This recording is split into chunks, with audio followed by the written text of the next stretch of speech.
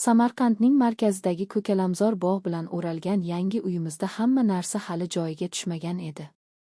Men yangi kelin edim, atrofni o'rganish, har bir burchakni o'zlashtirish davrim. Ammo bir kuni hamma narsa tinch va odatda ketayotgandek tuyulgan paytda hammomdagi kran to'satdan shiddatli tomchilashni boshladi, keyin esa butunlay suv oqizib yubordi. Ertalab soat 8 edi, erim ishga ketgan. Ichkarida ko'p suv to'planib ketishidan qo'rqib, iloji boricha tezda biror narsa qilishga harakat qildim, ammo hech narsa qila olmadim. Majburan telefonga o'tib, mahallamizdagi umumiy e'londan ko'rgan bir ustaning raqamiga qo'ng'iroq qildim. Yarim soat o'tmay eshik qoqildi. Eshikni ochsam, qarshimda qiyofasi ishonchli, yoshi 25-26 ga boradigan, chiroyli yigit turardi. Qo'lida eski, ammo puxta ko'rinadigan asboblar qutisi, yuzida tinch tabassum. Assalomu alaykum. Hammomingiz buzilibdi, dedi u muloyim, ammo soddalik bilan. Men unga qarab bir zumda hayajonlanib qoldim. Valaykum assalom. Ha, shunaqa. Marhamat, ichkariga kiring, dedim ovozim biroz titrab. U kirib keldi, men esa ko'zimni undan ololmasdim. U qutisini yerga qo'yib, kran atrofini tekshirishga kirishdi. Har bir harakati ishonchli va mohirona edi. Menga qandaydir iliqlik va xotirjamlik berardi. Bir lahzada u kran tagidan kalit izlar ekan, bexosdan qo'limdan tutib qoldi. Go'yo u ham sezmasdan qilgandek tuyuldi, ammo qo'llari issiq, kuchli va biroz titrar edi. Men mahkam his qildim. O'sha lahzada yuragim tez ura boshladi. Ichimda uyg'ongan hissiyotlar meni charg'ib yubordi. Ko'zimni olib qochdim, ammo u tabassum bilan menga qarab turardi. U hali ham mening qo'limni ushlab turardi. Men titray boshladim. Yuragim go'yo tomonga chiqib ketayotgandek, lablarim quridi, nafasim tezlashdi. U bir zum jim qoldi. Kechirasiz, bexosdan ushlab qoldim, dedi, ammo nigohi butunlay boshqacha edi, go'yo gapdan ko'ra ko'proq narsani aytayotgandek. Hech narsa, dedim arang, ovozim titrab chiqdi. U asta-sekin qo'limni qo'yib yubordi, lekin barmoqlarning issiq izi terimda qolgan edi. U yana ishga tushdi, men esa yonida tik turib qoldim. Nima uchun ketmayotganimni o'zim ham bilmasdim. Ichimda qandaydir kuch meni unga qarab qo'yishga majbur qilar edi. U kran pultini ochdi, suvning to'xtagan ovozi eshitildi. Sochlarining bir necha tolasi peshonasiga tushib qolgan edi. Men bilmay qoldimmi, qo'limni cho'zib, o'sha tolani uning yuzidan asta surib qo'ydim. O'zim ham hayron bo'lib qoldim. U buni sezdi, katta ko'zlarini menga qaratdi va jilmayib, rahmat, dedi past ovozda. Begona bo'lmagan, yaqin ovoz. Nigohlari meni butunlay o'ziga tortardi. U sekin, siz juda chiroyli ekansiz, dedi. Mening quloqlarim qizarib ketdi. Ichimda ehtiros va qo'rquv aralash tug'di. Shunda ko'zlarimni ochib unga qarab qoldim. Bizning nigohlarimiz shu qadar yaqinlashgandi, keyin bir qadam tashlasa lablarimiz tegib ketadigan edi. Men ko'zimni undan uzolmasdim. Uning ovozi chuqur va sokin, lekin ichida yashiringan bir issiqlik bor edi. Siz yolg'izmisiz?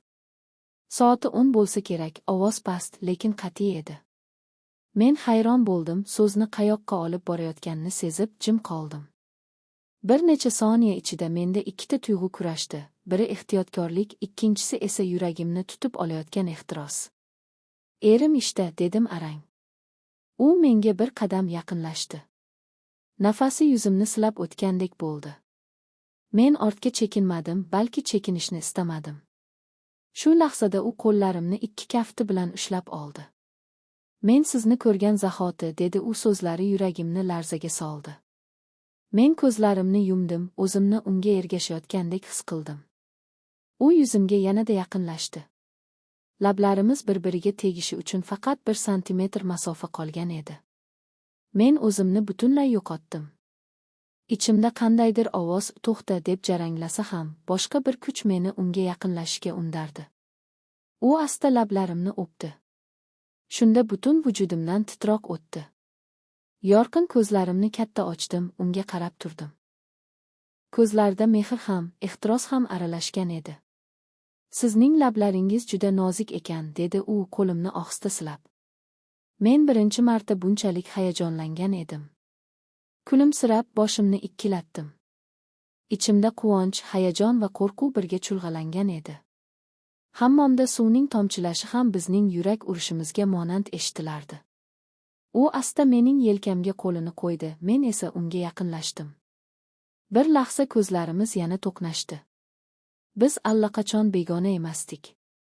Go'yo yaqinlik tobora kuchayib borardi. U yuzimni asta ikkala qo'li bilan ushlab sochlarimni siladi. Men ko'zlarimni yumib, uning kaftlarining issiq, qattiq, lekin mehribon ekanini his qildim. Men sizni unutolmayman, dedi u ovozida ehtiros bilan birga titroq bor edi. Men pichirlab, men ham, dedim beixtiyor. Shu payt tashqaridan mahallaning shovqini eshitildi. Bolalar yugurishardi, qariyalar suhbat qurishardi. Lekin biz uchun u ovozlar uzoq-uzoqlarda edi. Biz faqat bir-birimizni eshitardik. U lablarini menga yaqinlashtirdi, nafasi yuzimni quvdi. Men ichimdan titrab, lekin qarshilik ko'rsata olmay, o'zimni unga yaqinlashtirdim. Bizning oramizda endi hech qanday masofa qolmadi. Uning ismi Javohir edi.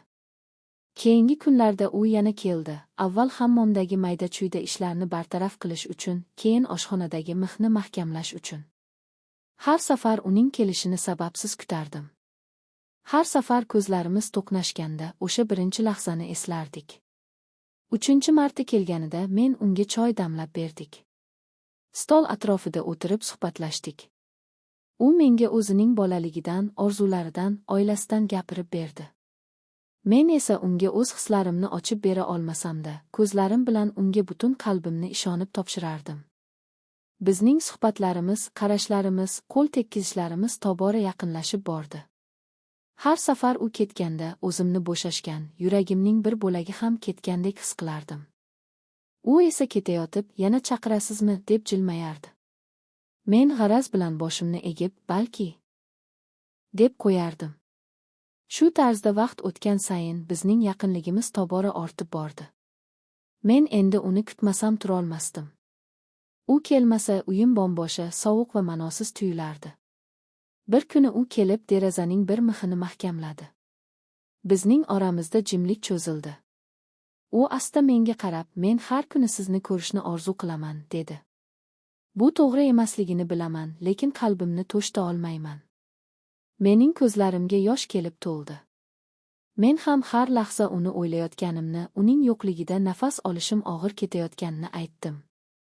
Ammo hayotimizda boshqa odamlar bor edi. Mening yangi turmush qurgan erim, uning oilasi.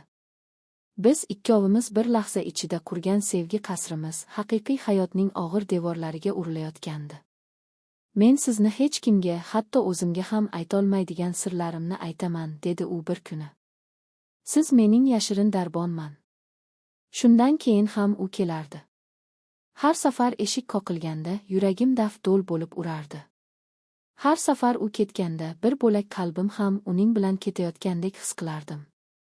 Biz hech qachon kelajak haqida gapirmadik, chunki javobni bilardik. Faqat hozirgi lahzaga, bir-birimizning ko'zlaridagi nurga, qo'llarimizning iliq teginishiga qandaydir umidsizlik bilan yopishardik. Keyin bir kuni u kelmadi. Men chaqirdim, telefoni o'chiq edi. Keyingi kuni, keyin yana bir kuni.